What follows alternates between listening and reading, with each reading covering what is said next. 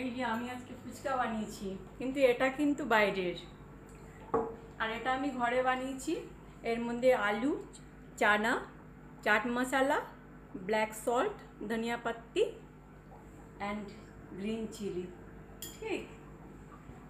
আর এটা হচ্ছে ইমলি পানি, এটাই ফুচকার আসল জিনিস। তো এটাতে ঢেলেছি লাল মির্চ পাউডার, ধনিয়া পাত্তি আর ব্ল্যাক সল্ট আর ব্ল্যাক পেপার, ঠিক।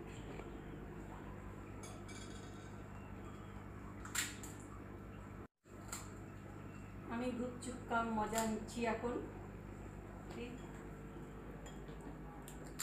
আশা করি তোমরাও খুব ভালোবাসো গুপচুপ।